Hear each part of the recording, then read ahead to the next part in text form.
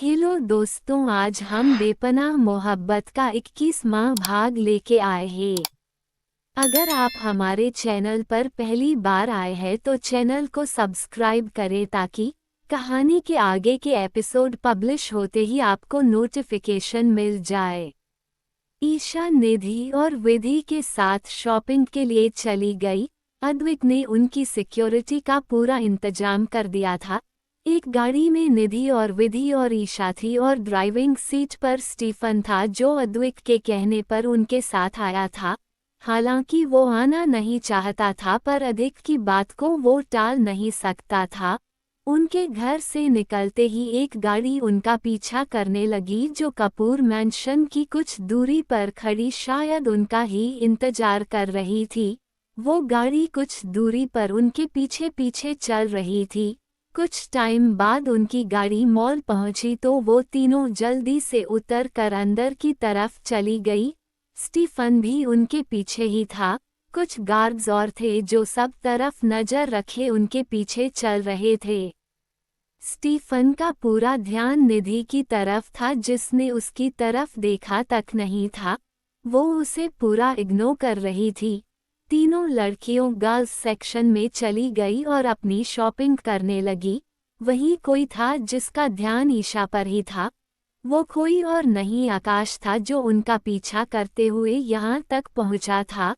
Stephen ने उसे देख लिया था। उसने अपना फ़ोन निकाला और अद्विक को कॉल लगा दिया। अद्विक जो अपने कैबिन में बैठा कोई फाइल रीड कर रहा था। फ़ोन की आवाज़ सुनकर उसने देखा तो स्टीफन की कॉल देख उसने कॉल रिसीव किया तो सामने से स्टीफन बोला, बॉस, वो यही है। जब से घर से निकले हैं वो तब से हमारे पीछे है। अद्विक बोला, ठीक है, जब तक वो कोई हरकत नहीं करता तब तक कुछ नहीं करना, जैसे ही वो कुछ करे तुम्हें पता है फिर क्या करना है। स्टीफन ने यस बॉस कहा और फ़ोन रख दिया। अद्विक ने अपनी आंखें बंद की और सिर सीट से टिका दिया। अभी 2 मिनट ही हुए होंगे कि अद्विक का फ़ोन फिर बजा। उसने स्क्रीन पर फ्लैश हो रहे नाम को देखा तो उसके चेहरे पर प्यारी सी मुस्कान आ गई। उसने फ़ोन रिसीव कर कान पर लगाया और बोला, क्या हुआ मेरी शोना को इतनी जल्दी मेरी याद आने लगी। ईशा उसकी बात सुनकर शर्मा गई और मुस्कुराने लगी। तभी अद्विक फिर बोला, कहिए क्यों फ़ोन किया। ईशा ने मासूम सा चेहरा बनाया और अपनी प्यारी सी आवाज़ में बोली, मुझे समझ नहीं आ रहा है क्या लूं।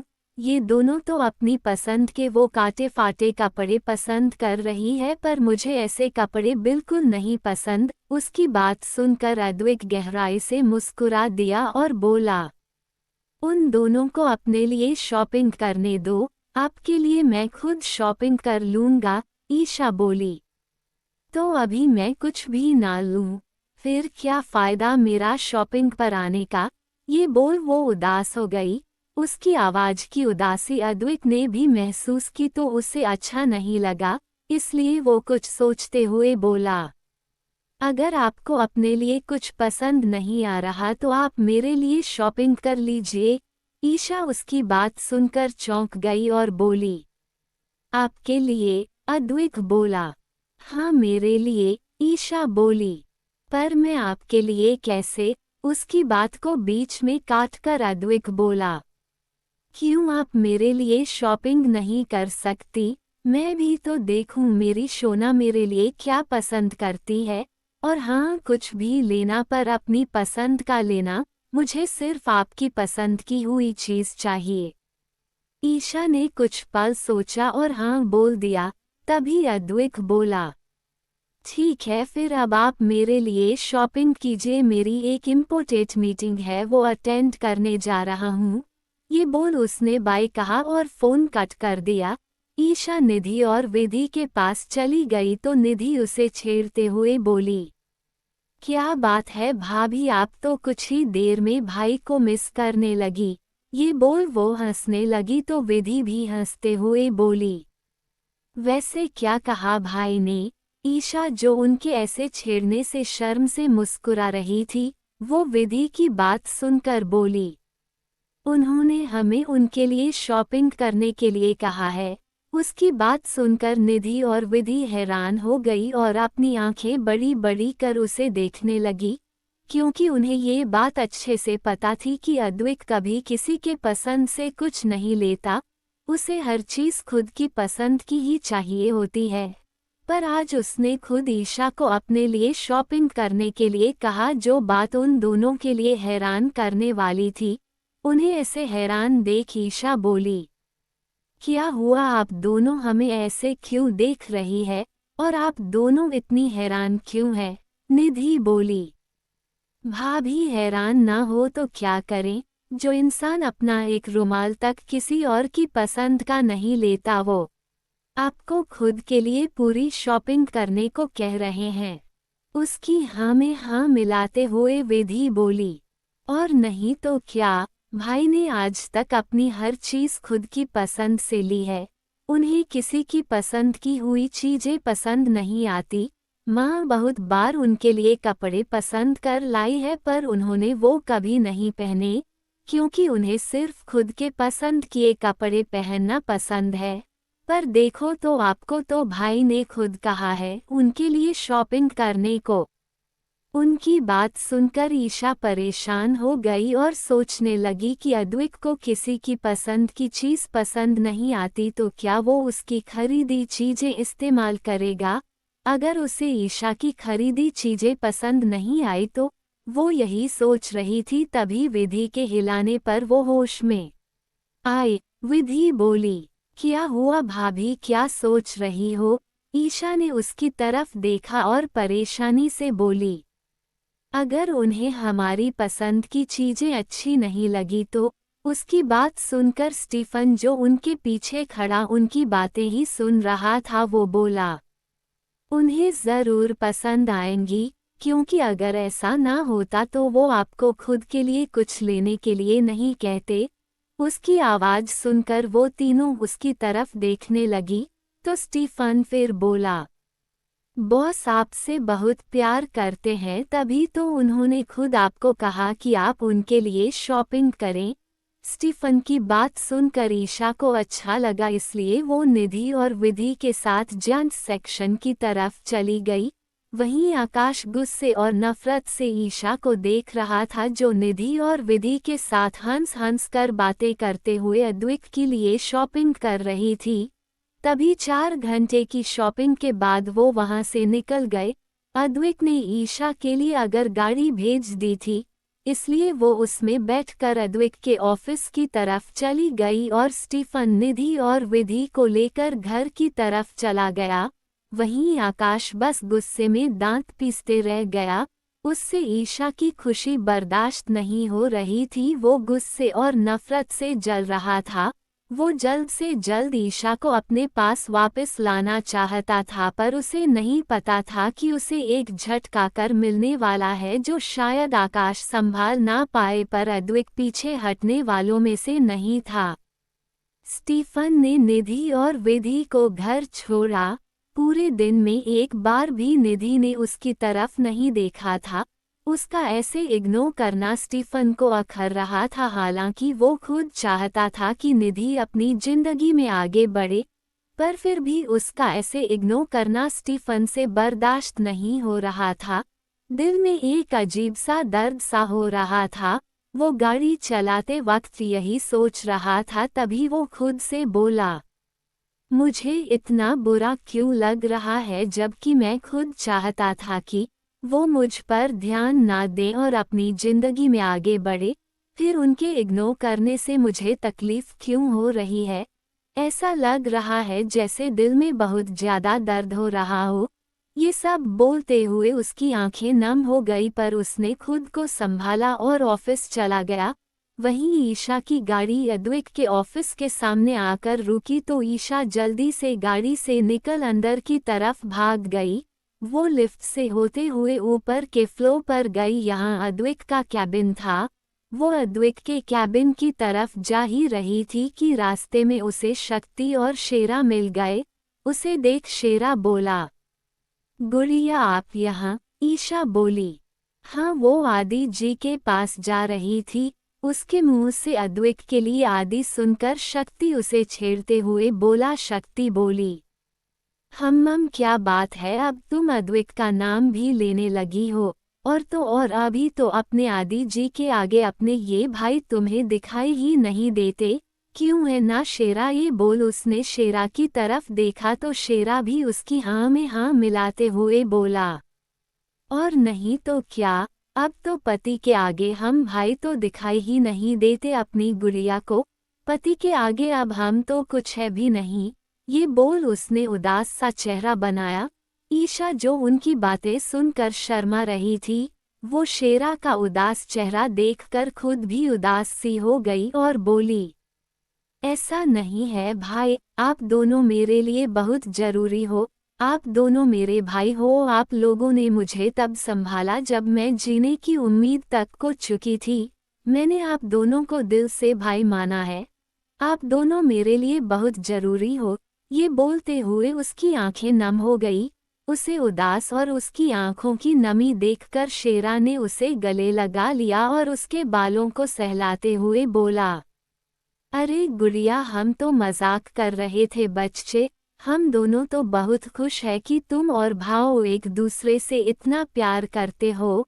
हमने तुम्हें बोलने के लिए बहन नहीं बोला बल्कि दिल से बहन माना है, इसलिए हम अपनी प्यारी सी बहन खुशी में खुश रहे। शक्ति ने भी उसके बालों को सहलाया और बोला, और नहीं तो क्या, तुम खुश हो तो हम भी खुश हैं, हमें और क्या चाहिए कि हमारी प्यारी सी गुड़िया सी बहन इतनी खुश है तो चलो अब चुप हो जाओ, वरना अगर तुम्हारे उस डेविल पति ने तुम्हें रोते देख लिया और उसे पता चला कि तुम हमारी वजह से रोई तो वो हमें जिंदा गाड़ देगा, इसलिए चुप हो जाओ। उसकी बात सुनकर ईशा ने मासूम सा चेहरा बनाया और बोली, वो डेविल नहीं है, वो तो कितने अच्छे हैं। उसकी बात सुनकर दोनों मन में बोले कि वो तो हमें पता है कि वो डेविल है या नहीं। दोनों ने उसके सिर पर हाथ फेरा और उसे अद्वैत के पास जाने के लिए कहा। ईशा भी मुस्कुराते हुए उन्हें बार बोल अद्वैत के कैबिन की तरफ चली गई। अद्वैत जो अपनी कुर्सी पर बैठा कोई फाइल पढ़ रहा था, कैबिन का दरवाजा खुलने की आवाज सुनकर मुस्कुरा दिया, क्योंकि उसे पता था कि बिना नोक किए उसके कैबिन में कौन आ सकता है। उसने फाइल बंद कर साइड रखी और सिर ऊपर कर देखा तो उसकी शोना दरवाजे के पास खड़ी उसे ही देख रही थी। अद्वैत ने उसे देख अपनी बाहें फैला दी तो ईशा मुस्कुराते हुए उसकी कुर्सी के पास आ गई। अद्वैत ने उसे अपनी गोद में बिठाकर अपनी बाहों में भर लिया। ईशा ने भी खुद को उसके सीने में छुपा लिया। दोनों को बहुत सुकून मिल रहा था एक दूसरे की बाहों में। काफी देर तक दोनों एक दूसरे की बाहों में सुकून से बैठे एक दूसरे को महसूस करते रहे। कुछ देर बाद अद्वैत ने उसे खुद से अलग किया और उसके बालों को संवारते हुए उसके माथे को चूम कर बोला, मैंने आपको बहुत मिस किया शोना। उसकी छुअन से ईशा की आंखें बंद हो गई और होठों पर प्यारी सी मुस्कान आ गई। उसकी बंद आंखें देख अद्वैत ने बारी बारी उन्हें भी चूम लिया और उसके गालों पर अपने होंठ फिराने लगा। ईशा सिहर सी गई और उसकी पकड़ अद्वैत के कंधों पर कस गई। सांसें तेज चलने लगी और धड़कनें बढ़ गई, जिन्हें अद्वैत भी महसूस कर पा रहा था, क्योंकि धड़कनें तो उसकी भी बढ़ी हुई थी। उसने धीरे से अपने होंठ ईशा के नाजुक होठों पर रख दिए और उनका रस पीने लगा। हाथ चेहरे से फिसलते हुए उसकी कमर तक आ गए और पीठ पर फिरने लगे। ईशा उसकी छुअन से मदहोश सी हो रही थी और वक्त के साथ उसकी पकड़ अद्वैत पर मजबूत होती जा रही थी। एक लंबी और पैशनेट किस के बाद जब ईशा को सांस लेने में दिक्कत होने लगी तो अद्वैत ने उसके होठों को छोड़ दिया और उसके माथे से माथा लगाकर लंबी लंबी सांसें लेने लगा। दोनों की सांसें तेज चल रही थी। ईशा को देख अद्वैत ने उसे अपने सीने से लगा लिया और उसकी पीठ सहलाते हुए उसे शांत करवाने लगा। कुछ टाइम बाद दोनों शांत हुए तो अद्वैत ऐसे ही उसे सीने से लगाए उसके बालों को सहलाते हुए बोला, तो मेरी जान ने क्या शॉपिंग की मेरे लिए? ईशा ने उसके सीने से अपना छोटा सा चेहरा बाहर निकल उसकी तरफ देखा और बोली, वो तो आपको घर पर जाकर पता चलेगा, पर पता नहीं आपको पसंद आएगा भी या नहीं। ये बोल वो थोड़ा उदास हो गई। अद्वैत जो उसे ही देख रहा था, उसने उसका माथा चूमा और बोला, क्यों पसंद नहीं आएगा? मेरी शोना ने मेरे लिए अपनी पसंद से कुछ लिया तो पक्का वो मेरी शोना की तरह ही बहुत प्यारा होगा। उसकी बात सुनकर ईशा फिर उसके सीने से लग गई और बोली, देखते हैं। अद्वैत कुछ नहीं बोला, बस मुस्कुरा दिया। दोनों एक दूसरे को बाहों में भरे बैठे रहे। कुछ टाइम बाद ईशा धीरे से बोली, आदि हम। ईशा बोली, भूख लगी है। अद्वैत ने उसकी बात सुनकर उसे ऐसे ही अपनी गोद में उठाया और लाकर सोफे पर बिठा दिया और खुद अपने फोन से किसी को कॉल कर कुछ कहा और फिर ईशा के पास आकर बैठ गया। कुछ टाइम बाद कैबिन का डोर नॉक हुआ। अद्वैत ने कम इन कहा तो एक पियून खाने की ट्राली लेकर अंदर आया। उसने सारा खाना टेबल पर रखा और अद्वैत के बोलने पर वो वहां से चला गया। अद्वैत ने एकदम ईशा को अपनी गोद में उठाया तो उसने गिरने के डर से उसके गले में अपनी बाहें लपेट दी।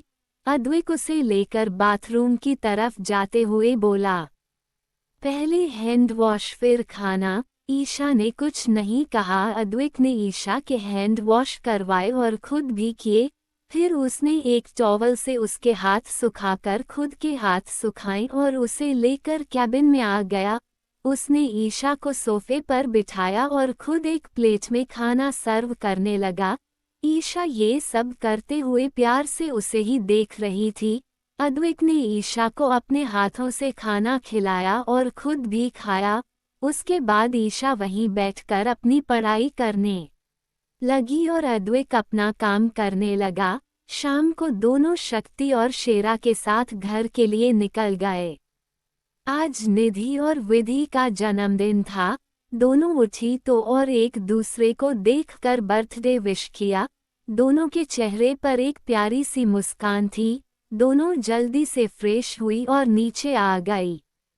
दोनों ने दादा दादी के पास गई और उनका आशीर्वाद लिया। दोनों ने उससे ढेर सारा आशीर्वाद दिया। फिर दोनों अलका जी और अतुल जी के सीने से लग गई। दोनों ने उन्हें बर्थडे विश किया और ढेरों सारी विशेष दी। सुमन जी ने भी मुस्करा कर उन्हें बर्थडे विश किया। तभी निधि उन्हें देख बोली, बड़ी माँ, बड़े पापा नहीं आए? सुमन जी बोली, उन्होंने कहा था कि वो आज शाम से पहले आ जाएंगे। विधि बोली, पर उन्हें पता था कि हमारा बर्थडे है तो फिर वो कैसे जा सकते हैं? ये बोल वो उदास हो गई तो अतुल जी उसके सिर पर हाथ फेरते हुए बोले। अतुल जी बोले, विधु तुम्हें पता है ना कि भाई तुम दोनों से कितना प्यार करते हैं। अगर जरूरी ना होता तो वो कभी ना जाते। और तुम दोनों का बर्थडे तो उनके लिए बहुत जरूरी है। पर बेटा उनकी जरूरी मीटिंग थी इसलिए उन्हें जाना पड़ा। पर तुम लोग फिक्र मत करो, वो जल्द ही आ जाएंगे, उन्होंने कहा है ना? निधि और विधि ने हाँ में गर्दन हिला दी। तभी उनकी नज़र सीढ़ियों से नीचे आते अद्वैत और ईशा पर पड़ी तो वो दोनों मुस्कुराते हुए उनकी तरफ देखने लगी। अद्वैत नीचे आकर उनके सामने खड़ा हो गया और उनके सिर पर प्यार से हाथ फेरते हुए उन्हें बर्थडे विश किया। वो दोनों भी थैंक यू बोल मुस्कुराते हुए उसके सीने से लग गई। अद्वैत ने भी उन्हें अपनी बाहों में भर लिया और एक एक कर दोनों के बालों को चूम लिया। ईशा ने भी उन्हें बर्थडे विश किया। निधि और विधि उसके भी गले लग कर मिली। शक्ति और शेरा ने भी उन्हें विश किया। फिर सबने मिलकर नाश्ता किया और शाम की तैयारियां में लग गए क्योंकि शाम को पार्टी थी। निधि और विधि आज घर पर ही थी पर ईशा को अद्वैत अपने साथ ऑफिस ले गया था। वो जाना तो नहीं चाहती थी पर अद्वैत के सामने कुछ बोल ही नहीं पाई। ईशा मुंह फुलाकर गाड़ी में खिड़की से बिल्कुल चिपक कर बेटी बाहर देख रही थी। अद्विक जो लैपटॉप पर अपना काम कर रहा था वो उसे ही तिरछी नजरों से देख रहा था। उसके फुले फुले हुए गालों को देखकर उसे हंसी आ रही थी क्योंकि उसमें वो बहुत क्यूट लग रही थी, पर वो अपनी हंसी कंट्रोल किए बैठा अपना काम करता रहा। कुछ टाइम बाद उसने अपना लैपटॉप बंद कर पीछे रखा और ईशा को उसकी कमर से पकड़ अपनी गोद में बैठा लिया। एक पल को तो ईशा को पता ही नहीं चला कि क्या हुआ। वो हैरानी से अपनी आंखें बड़ी बड़ी कर उसे देख रही थी। अद्विक बालों को संवारते हुए बोला, मेरी शोना नाराज है क्या मुझसे? उसकी बात सुनकर ईशा ने मुंह बनाया और बोली, मुझे नहीं बात करनी आपसे, आप बहुत बुरे हो। अद्विक बोला, अरे पर मैंने क्या किया? ईशा ने कुछ नहीं कहा, बस मुंह बनाकर उसकी गोद से उठने लगी, पर अद्विक ने उसे मजबूती से पकड़ लिया जिस वजह से ईशा उठ नहीं पाए और बोला, आप यहाँ से नहीं उठ सकती, पहले ये बताइए कि क्यों नाराज हैं मुझसे? ईशा ने मासूम सा चेहरा बनाया और बोली, मुझे निधि और विधि के साथ रहना था पर आप मुझे अपने साथ ले आए। हमने आज प्लान बनाया था कि तीनों साथ में एंजॉय करेंगे, पर आपकी वजह से सब खराब हो गया। उसकी बात सुनकर अद्विक उसे गहरी नजरों से देखते हुए बोला, तो आपको मेरे साथ नहीं रहना था?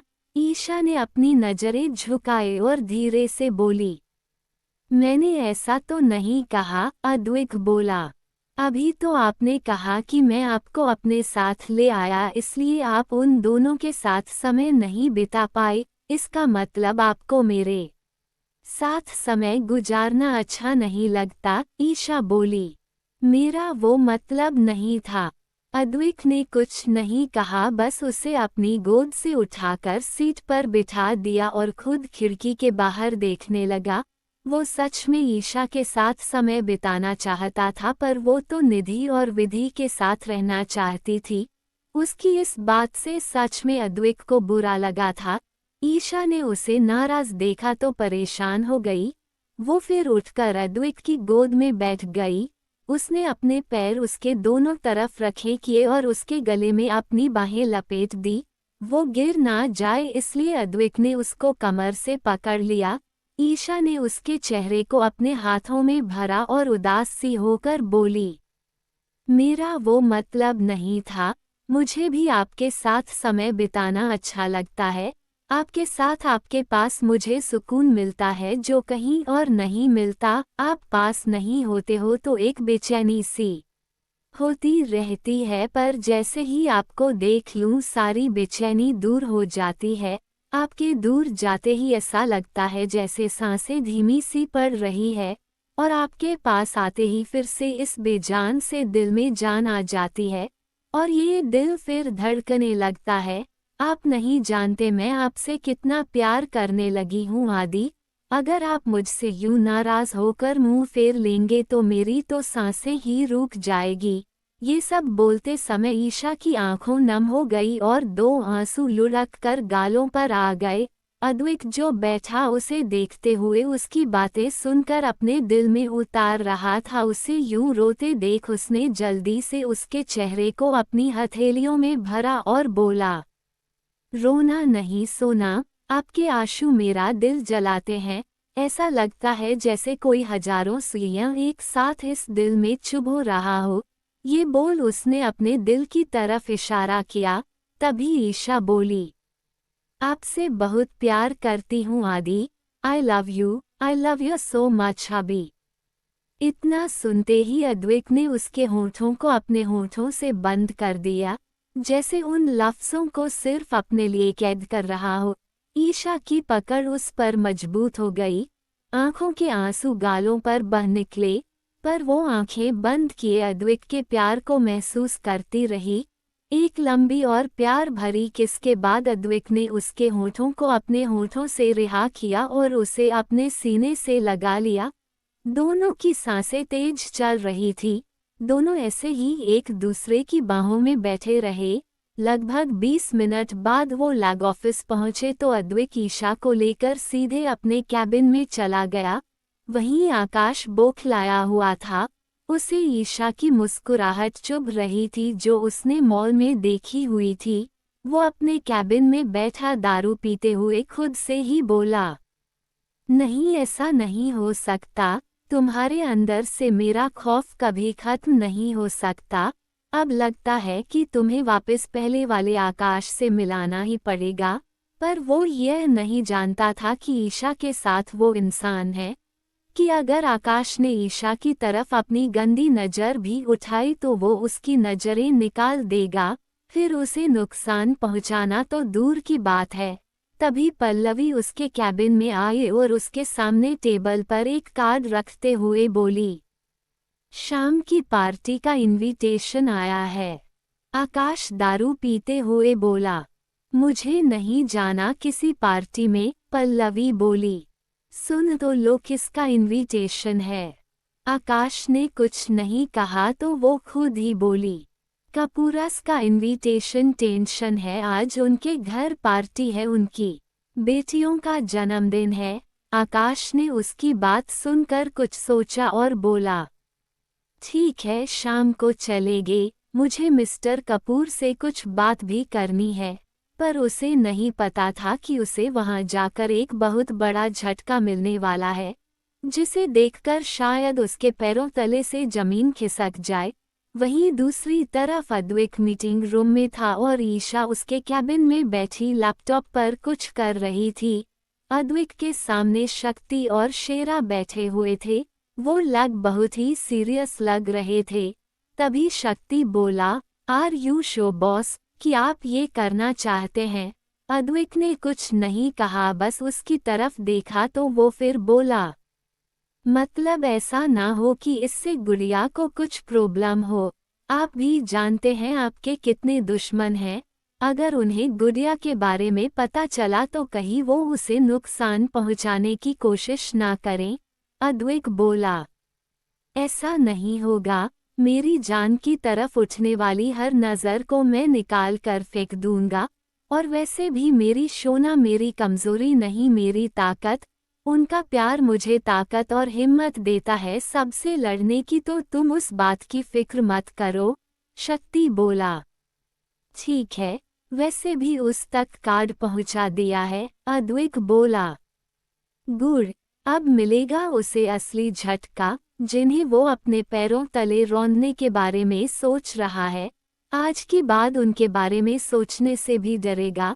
दोनों उसके चेहरे को देख रहे थे, जिस पर ईशा के लिए एक अलग ही जुनून और एक अलग ही दीवानगी थी, जो ईशा के लिए कुछ भी कर सकता था। शाम का वक्त कपूर मैंशन बहुत खूबसूरती से सजाया हुआ था। हो क्यों ना, आखिर कपूर खानदान की दोनों प्रिंसेस का जन्मदिन जो था। दादा दादी नीचे ही एक तरफ बैठे हुए थे, वहीं निधि और विधि के रूम में नव्या उन दोनों को रेडी होने में मदद कर रही थी। उसने उन दोनों को रेडी होने में मदद की और उन्हें देखते हुए खुश होकर बोली, आप दोनों बहुत खूबसूरत लग रही है। उसकी बात सुनकर दोनों मुस्कुरा दी। तभी निधि उसे देखते हुए बोली, भाभी अब आप भी तैयार हो जाए, पार्टी बस शुरू ही होने वाली है। ईशा ने हाँ में गर्दन हिलाए और उनके रूम से निकलकर अपने रूम में चली गई। वो कबर्ड से अपने कपड़े निकाल ही रही थी कि तभी बाथरूम का दरवाजा खुलने की आवाज आई। उसने उस तरफ देखा तो अद्वैत अभी शावर लेकर बाथरूम से निकला था।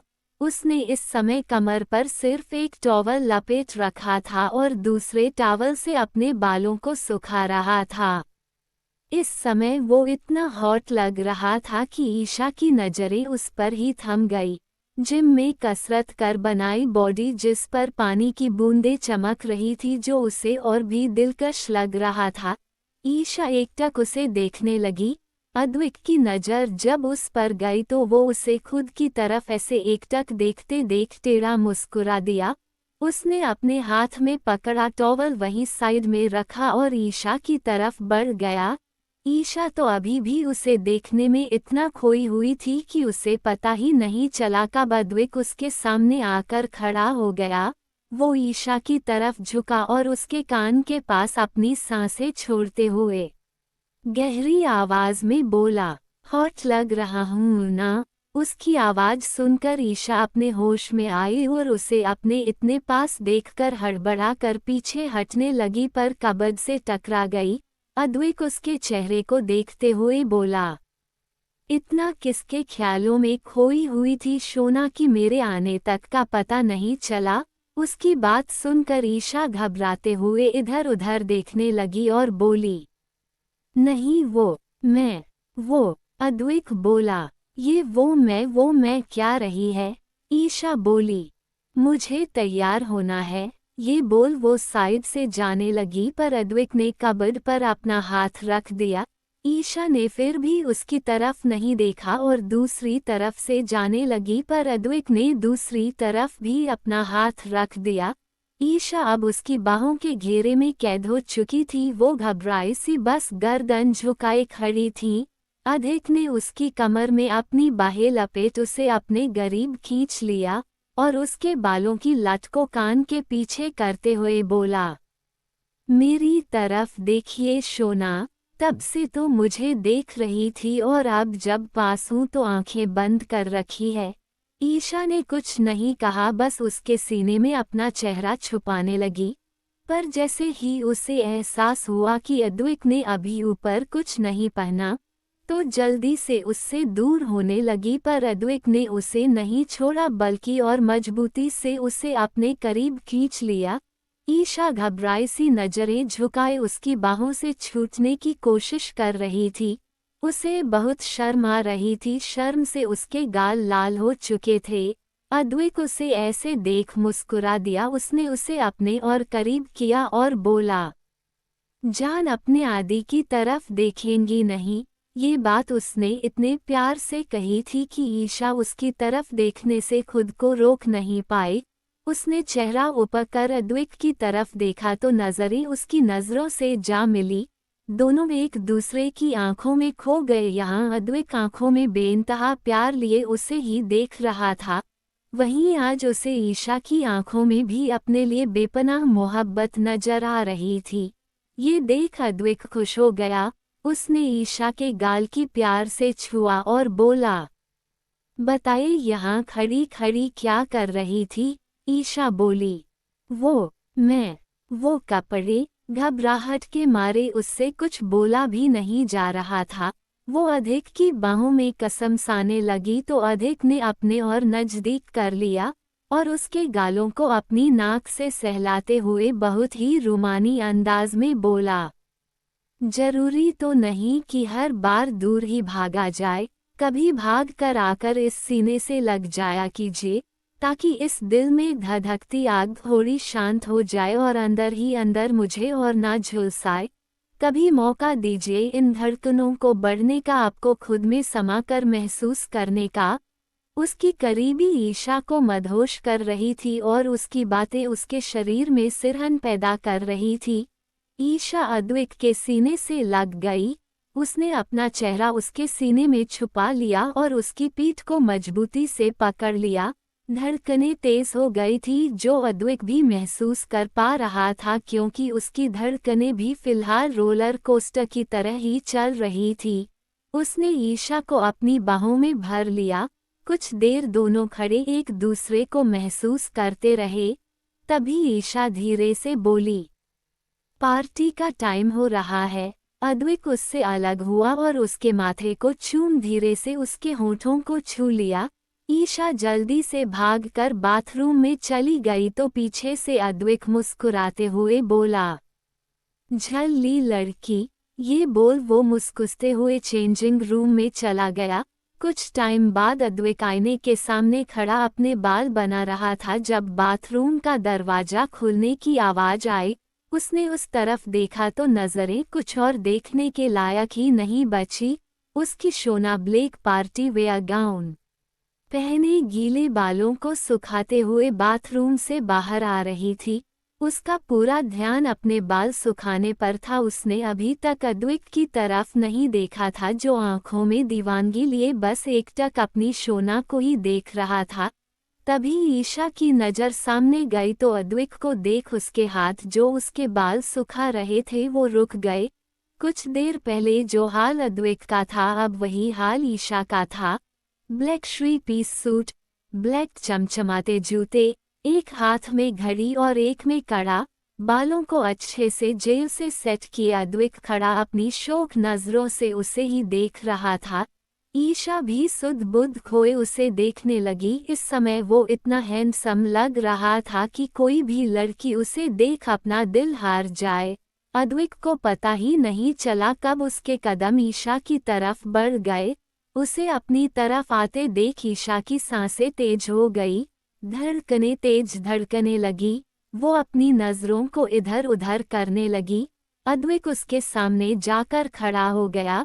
उसने उसके बालों को अपनी उंगली से उसके कानों के पीछे किया तो उसकी छुअन से ईशा सिहर गई। अद्विक ने प्यार से उसके माथे को चूमा और बोला, बहुत अच्छी लग रही है आप। उसकी बात सुनकर ईशा मुस्कुरा दी। अद्विक भी मुस्कुरा दिया और उसके गाल को प्यार से सहलाते हुए बोला, आप तैयार हो जाए, पार्टी शुरू होने वाली है। ईशा ने हाँ में गर्दन हिलाई और आईने की तरफ बढ़ गई। नीचे पार्टी शुरू हो चुकी थी। सब मेहमान और कुछ बिजनेसमैन भी आए हुए थे जो अद्विक और जयराज जी के साथ मिलकर बिजनेस करते थे। अतुल जी और जयराज जी उनसे बातें कर रहे थे। आकाश और पल्लवी भी आ चुके थे और एक तरफ खड़े होकर कुछ बिजनेसमैन से बातें कर रहे थे। तभी लाइट डिम हो गई और एक स्पॉटलाइट सीढ़ियों पर पड़ी। यहाँ से निधि और विधि आ रही थी।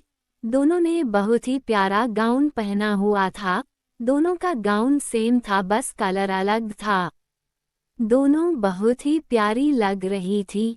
दोनों नीचे आई और अतुल जी और अलका जी ने आगे बढ़कर उन्हें अपने सीने से लगा लिया।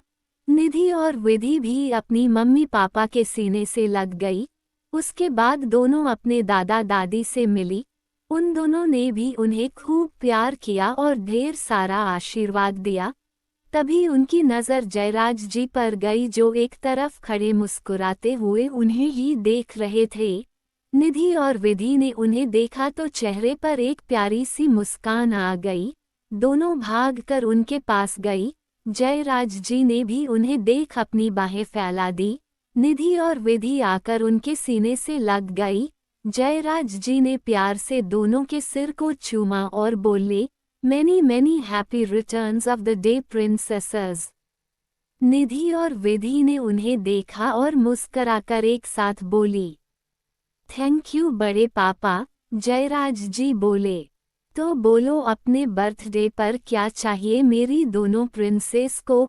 निधि और विधि मुस्कुराए और बोली, कुछ नहीं, बस आप आ गए हमारे बर्थडे पर, हमें और कुछ नहीं चाहिए। विधि बोली, हाँ, और हमारा पूरा परिवार हमारे साथ है तो हमें और क्या चाहिए। उनकी बात सुनकर जयराज जी मुस्कुरा दिए।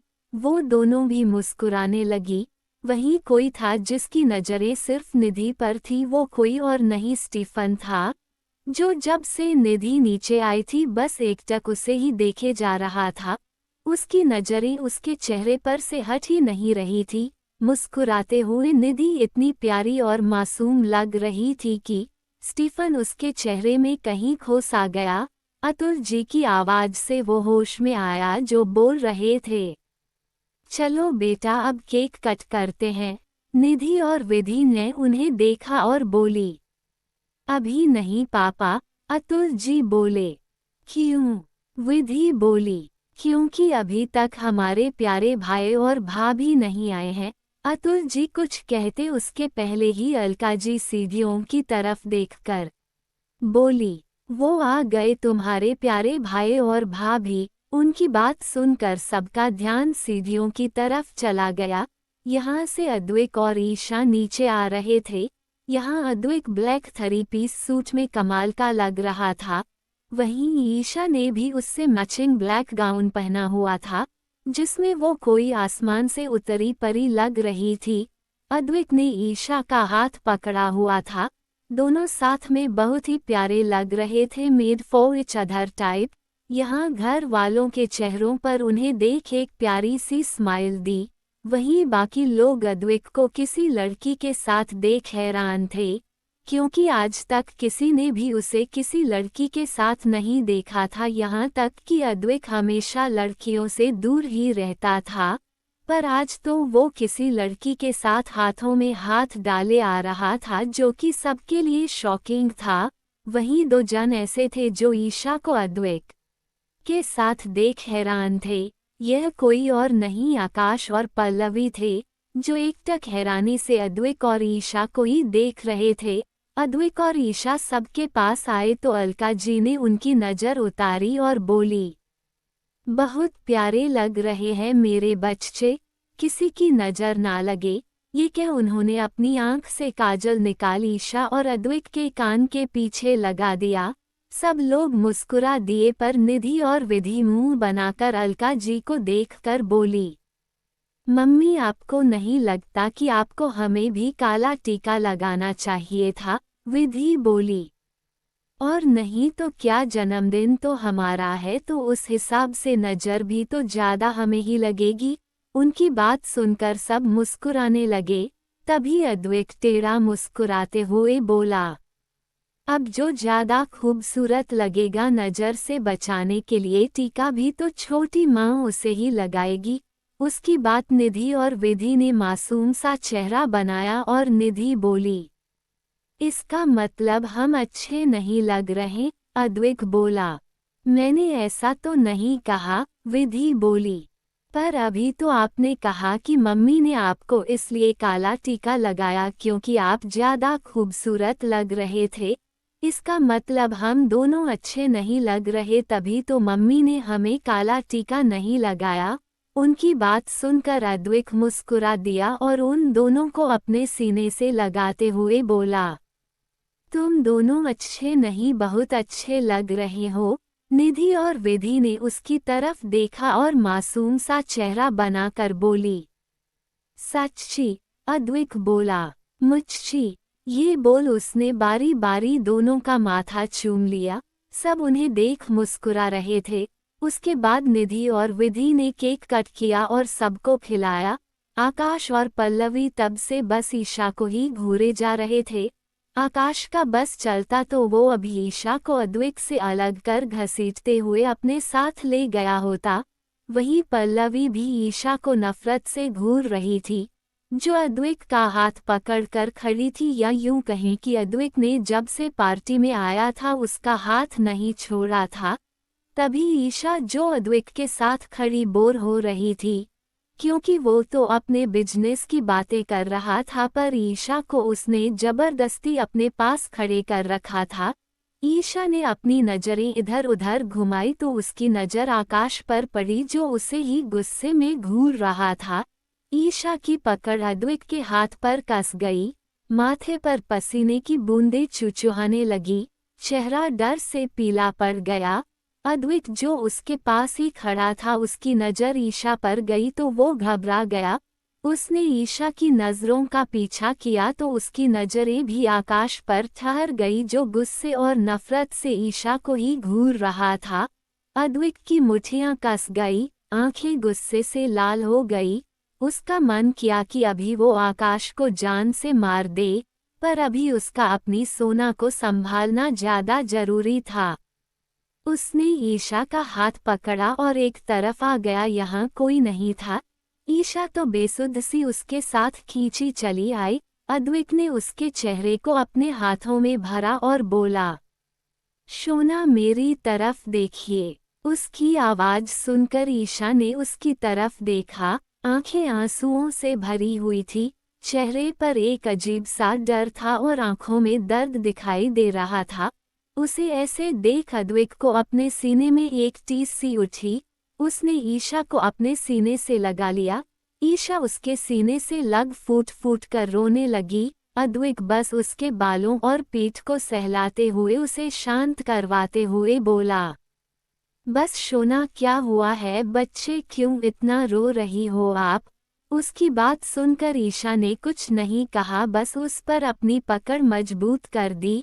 अद्विक ने भी उसे अपनी बाहों में मजबूती से पकड़ लिया और बोला, शाशिश, चुप कर जाए शोना। ईशा रोते हुए ही उसके सीने से लगी बोली, वो यहाँ भी, वो मुझे आपसे दूर कर देगा। ईशा अद्विक के गले लगी रोक रही थी। आकाश को देखकर उसे एक बार फिर वही सब याद आ रहा था जो उसने उसके साथ किया था, और कुछ दिन पहले जो उसने कॉलेज के बाहर उससे बातें कही थी वो याद कर ईशा डर गई थी, क्योंकि उसे ऐसा लग रहा था कि आकाश उसे और अद्विक को दूर कर देगा, और वैसे भी इतना आसान नहीं था उसके लिए सब कुछ भूलना, पर वो कोशिश कर रही थी। यह बात अद्विक भी जानता था। उसने ईशा को खुद से अलग कर उसके चेहरे को अपने हाथों में भरा और बोला, बस अब आप बिल्कुल नहीं रोएंगी और कोई भी आपको मुझसे दूर नहीं कर सकता। इतना भरोसा तो कीजिए मुझ पर। आप मेरी जान है, मेरी बीवी है। अगर किसी ने भी आपको मुझसे दूर करने की कोशिश की तो मैं उसे जान से मार दूंगा। वहीं ईशा रोते हुए उसे ही देख रही थी और उसकी बातें सुन रही थी। तभी अद्विक ने उसके आंसू साफ किए और बोला, बस अब आप बिल्कुल नहीं रोएंगी, और अगर आपकी आंखों से एक भी आंसू निकला तो मैं आपसे बात नहीं करूंगा। ईशा ने जल्दी से अपने आंसू साफ किए और बोली, नहीं, मैं बिल्कुल नहीं रो रही, आप प्लीज नाराज मत होइए। अद्विक बोला, दैट्स माई गुड गर्ल।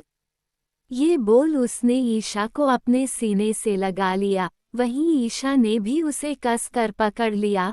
तभी अद्विक उसे गले लगाए हुए ही बोला, वैसे सजा तो आपको मिलेगी।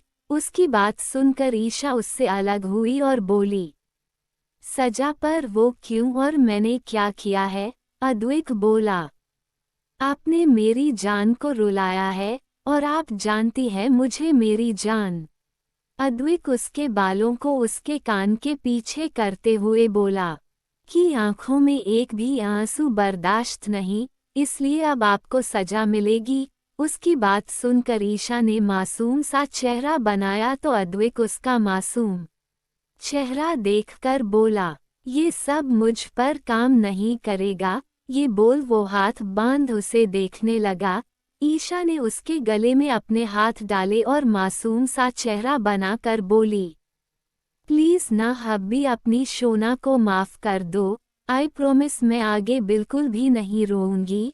अद्विक को वो इस समय इतनी मासूम और क्यूट लग रही थी कि उसे उस पर बहुत प्यार आ रहा था।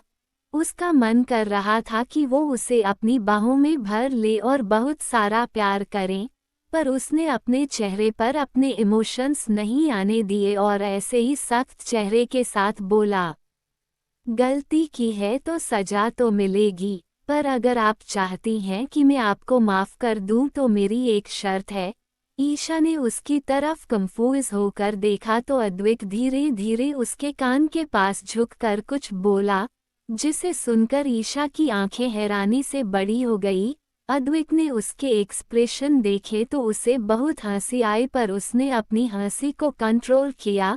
तभी ईशा उसे देख बोली, नहीं, यह मैं कैसे कर सकती हूँ, मुझसे यह नहीं होगा। अद्विक बोला, तो ठीक है, फिर आपको माफ़ी भी नहीं मिलेगी और मैं आपसे बात भी नहीं करूँगा।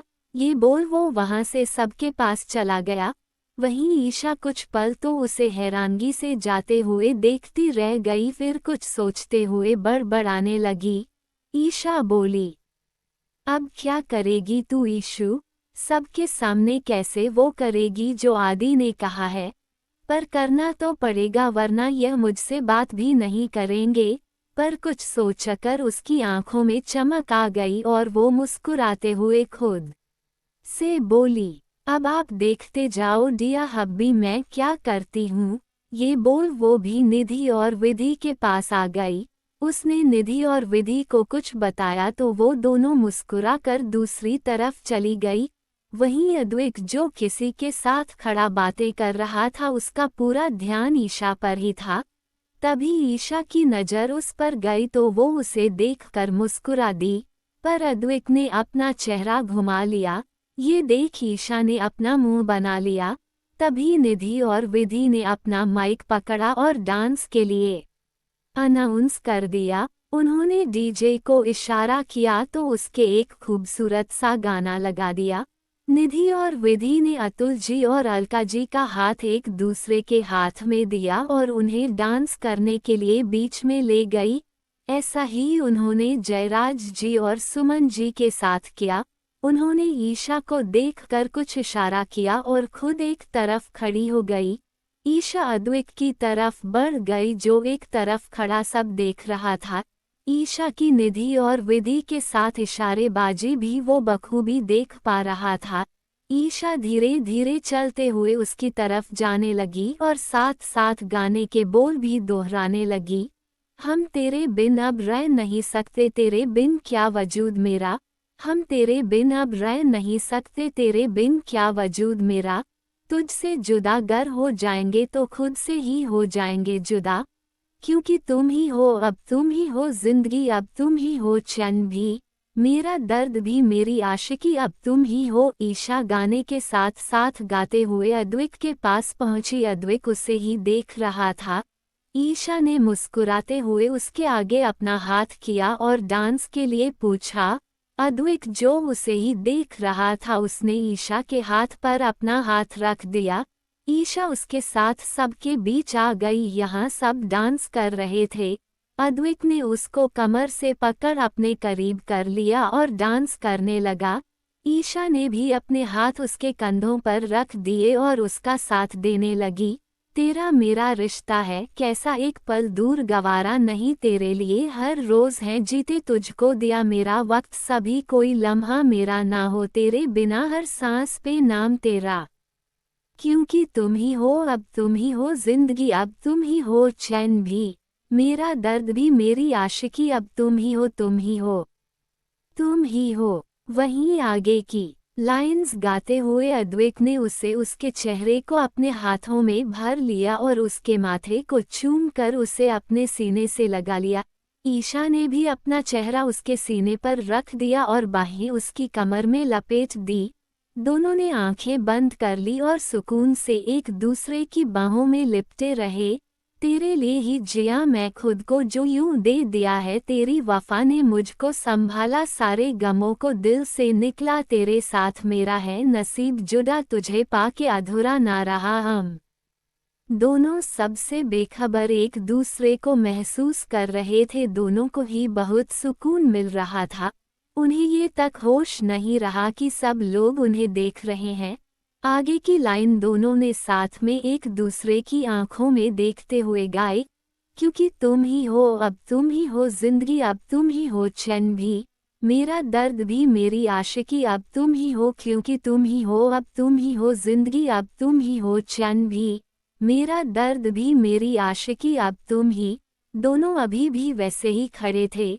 तभी ईशा ने आगे बढ़कर अद्वैत के होठों को अपने होठों से छू लिया और जल्दी पीछे हट गई। अद्वैत को तो समझ ही नहीं आया कि अभी अभी हुआ क्या। वो तो बस हैरान सा ईशा को देख रहा था। डांस के लिए निधि और विधि ने लाइट्स डिम करवा दी थी, इसलिए किसी ने भी ये नहीं देखा क्योंकि अद्वैत की पीठ सबकी तरफ थी और ईशा उसके आगे खड़ी थी, इसलिए वो किसी को ज्यादा दिखाई नहीं दे रही थी। अद्वैत अभी भी हैरान सा उसे देख रहा था। तभी गाना खत्म हुआ और सब लोग तालियां बजाने लगे जिससे वो अपने होश में आया। सब लोग उनके डांस की तारीफ कर रहे थे, पर अद्वैत तो बस ईशा को देख रहा था जिसके चेहरे पर अद्वैत से शर्त जीतने की खुशी साफ देखी जा सकती थी। पर कोई था जो उन्हें गुस्से और नफरत से घूरे जा रहा था। आकाश और पल्लवी ईशा और अद्वैत को नफरत से घूर रहे थे, पर दोनों मजबूर थे, कुछ कर नहीं सकते थे। पल्लवी का तो मन कर रहा था वो खींच कर ईशा को अद्वैत से अलग कर दे। वो ईशा को देखते हुए बहुत ही नफरत से अपने मन में बोली, नहीं ईशा नहीं, मैं तुम्हें कभी खुश नहीं रहने दूंगी। जैसे मैंने कभी आकाश को तुम्हारे करीब नहीं जाने दिया, वैसे ही अद्वैत को तुमसे दूर कर दूंगी और उसे अपना बना लूंगी। तुम फिर पहले की तरह अकेली रह जाओगी। वहीं आकाश भी उन्हें देखते हुए मन में बोला, बहुत जल्द तुम्हें फिर से अपने पास लेकर आऊंगा और इस बार तुम्हारी ऐसी हालत करूंगा कि तुम्हारी रूह भी कांप जाएंगी। बहुत शौक है ना मुझसे भागने का, मुझसे भागकर यहाँ आई थी ना तुम, और अब इस अद्विक की बाहों में। पर जल्द ही तुम्हें तुम्हारी पहली जगह पहुंचाऊंगा। वहीं सब चीजों बातों से अनजान कि आगे क्या होने वाला है, अद्विक और ईशा निधि और विधि के साथ खड़े बातें कर रहे थे। शक्ति और शेरा भी उनके पास ही थे। वो सब ईशा और अद्विक के डांस की तारीफ कर रहे थे। वहीं निधि और विधि ईशा को छेड़ रही थी, जिससे हमारी प्यारी सी ईशा के गाल शर्म से लाल हो गए थे, जिन्हें देखकर अद्विक को उस पर बहुत प्यार आ रहा था। पर बेचारा कुछ कर नहीं सकता था क्योंकि सब लोग वहां थे। धीरे धीरे पार्टी खत्म हो गई। सब लोग खाना खा कर चले गए। घर वाले भी अब अपने रूम में चले गए। दादा दादी को पहले ही उनके रूम में रेस्ट करने के लिए भेज दिया था। बाकी सब भी अपने अपने रूम में चले गए। आगे के एपिसोड सुनने के लिए बने रहे मेरे साथ। कहानी पसंद आई हो तो वीडियो को लाइक, शेयर और कमेंट करें।